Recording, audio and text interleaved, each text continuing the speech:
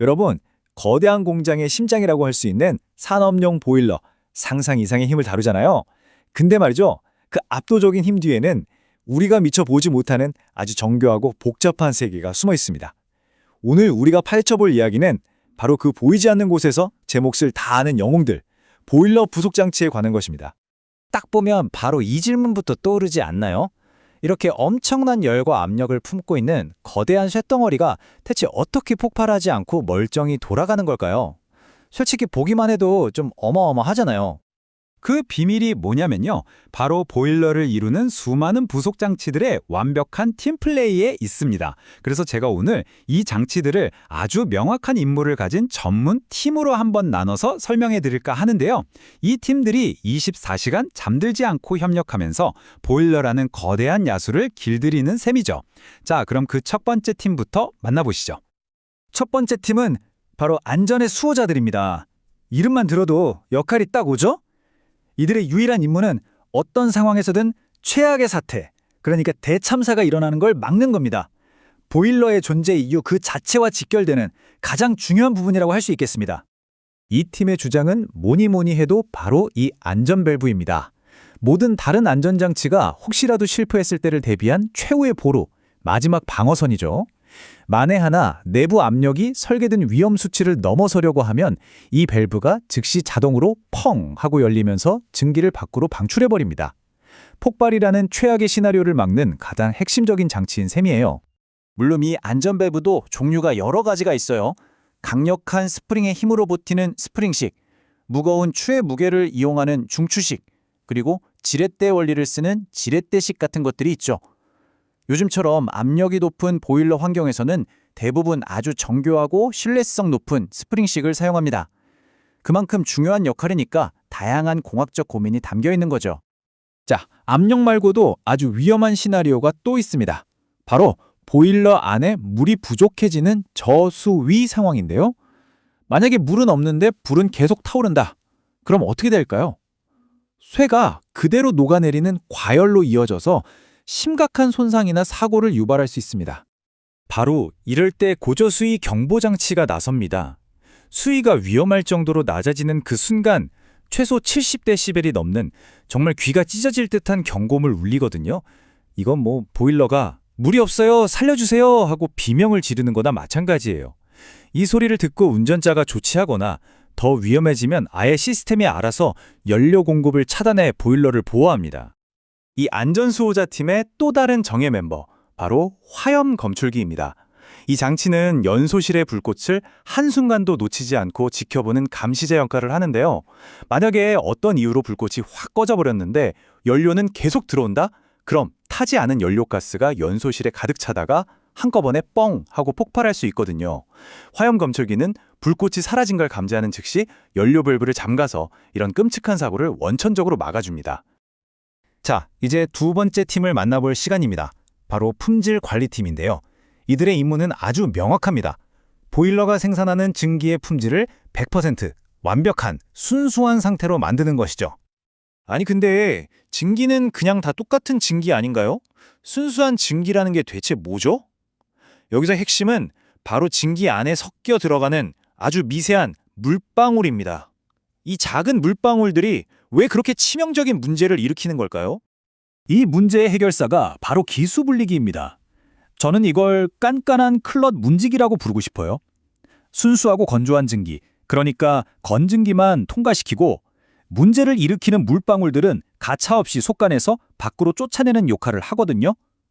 뭐 원심력을 쓰거나 복잡한 금속망을 통과시키는 등 다양한 방법으로 물방울을 잡아냅니다. 왜 그렇게 물방울을 걸러내는 게 중요하냐면요. 바로 이런 이유들 때문입니다. 물방울이 섞인 증기는 배관을 흐르다가 갑자기 방향이 바뀌는 부분에서 마치 쇠망치로 배관을 막 내려치는 것 같은 엄청난 충격을 줘요. 수격작용, 워터해머라고 하는데 진짜 위험하겠죠. 뿐만 아니라 장비를 부식시키고 특히 고속으로 회전하는 터빈의 날개 같은 정밀기기를 망가뜨립니다. 기수분리기는 이 모든 재앙을 막고 열 효율까지 높여주는 아주 중요한 역할을 하는 거죠. 다음은 보일러를 더 똑똑하고 경제적이면서도 친환경적으로 만드는 효율 전문가들입니다. 이들의 특기는 바로 버려지는 에너지를 한 톨도 남김없이 회수하는 거예요. 보일러가 열심히 일하고 나면 뜨거운 배기가스가 굴뚝으로 휙 나가잖아요. 근데요, 이 가스 안에 아직 쓸 수 있는 열 에너지가 어마어마하게 남아있거든요. 이걸 그냥 하늘로 날려보낸다? 너무 아깝죠? 효율 전문가들의 임무는 바로 이 버려지는 열을 다시 붙잡아서 재활용하는 겁니다. 이 팀의 대표 주자는 바로 공기예열기와 절탄기, 이 두 친구입니다. 공기예열기는 버려지는 배기가스의 열로 이제 막 연소실로 들어가는 차가운 공기를 미리 데워주는 장치고요. 더 뜨거운 공기로 태우니까 연소 효율이 당연히 올라가겠죠. 절탄기는 이름 그대로 석탄을 절약한다는 뜻인데 같은 원리로 보일러에 공급될 물을 미리 데우는 장치입니다. 보일러의 규모나 사용하는 연료에 따라 둘 중 하나를 쓰거나 아예 둘 다 사용해서 효율을 끝까지 끌어올리죠. 자, 드디어 마지막 팀입니다. 지휘통제센터. 보일러의 모든 상태를 실시간으로 보여주고 제어할 수 있게 하는 말 그대로 보일러의 눈과 뇌라고 할 수 있는 장치들이죠. 이 팀에서 가장 상징적인 장비는 바로 압력계입니다. 자동차 계기판의 속도계처럼 보일러 내부 압력이 지금 어느 정도인지를 한눈에 보여주죠. 여기서 진짜 재밌는 사실 하나 알려드릴까요? 법적으로 압력계의 최대 눈금은요, 보일러의 최대 사용 압력보다 훨씬 높게 보통 1.5배에서 3배 사이로 만들게 되어 있어요. 왜냐하면 압력이 위험 수위에 가까워져도 계기판의 바늘이 끝에 닿지 않게 해서 운전자에게 시각적인 안정감과 대응할 여유를 주기 위해서라고 합니다. 압력만큼이나, 아니 어쩌면 그보다 더 자주 실시간으로 확인해야 하는 게 있습니다. 바로 보일러 안의 물높이, 즉 수위입니다. 앞에서 저수위 상태가 얼마나 위험한지 말씀드렸잖아요. 그렇기 때문에 운전자는 항상 단 한순간도 놓치지 않고 정확한 수위를 파악하고 있어야만 합니다. 그래서 이 수위를 눈으로 직접 확인하는 장치, 수면계도 기술이 발전하면서 정말 놀랍게 진화해왔습니다. 압력이 낮았던 옛날에는 그냥 투명한 유리관을 썼지만 보일러 압력이 점점 높아지면서 유리가 더는 버틸 수 없게 된 거죠. 그래서 빛의 반사 원리를 이용해서 물이 있는 부분은 검게, 증기만 있는 부분은 하얗게 보이도록 만든 반사식 수면계가 등장했고요. 여기서 더 나아가 빛이 물과 증기를 통과할 때 굴절률이 다른 점을 이용해서 증기는 빨간색으로, 물은 선명한 녹색으로 보여주는 이색 수면계까지 개발됐습니다. 어떻게든 더 안전하고 더 확실하게 보려는 그 노력의 결과물인 거죠. 자, 지금까지 안전, 품질, 효율, 그리고 제어, 이렇게 각기 다른 임무를 가진 네 팀을 살펴봤는데요. 여기서 진짜 중요한 건 뭐냐면 이들 중 단 하나라도 자기 역할을 못하면 보일러 전체가 멈추거나 위험에 빠진다는 겁니다. 이 모든 부품들은 서로 긴밀하게 연결돼서 끊임없이 섬세한 균형을 유지하며 함께 움직이고 있는 거죠. 네, 바로 이거죠. 각각의 부품들이 마치 거대한 오케스트라의 연주자들 같아요. 각자 자기 파트에서 완벽한 소리를 내면서 결국 안전하고 효율적인 에너지 생산이라는 하나의 웅장한 교향곡을 함께 만들어내는 거죠. 보이지 않는 곳에서 묵묵히 자기 임무를 다하는 이 부품들을 보면서 우리는 어떤 복잡한 시스템을 움직이는 핵심 원리를 발견할 수 있는 것 같아요. 바로 협력과 균형입니다.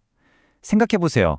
보일러 하나가 제대로 돌아가려고 해도 이렇게나 많은 부품들의 조화가 필요한데 우리가 살고 있는 이 사회나 자연 생태계처럼 훨씬 더 복잡하고 거대한 시스템들은 어떨까요? 한 번쯤 깊이 생각해 볼 만한 질문을 남기면서 오늘 이야기를 마치겠습니다.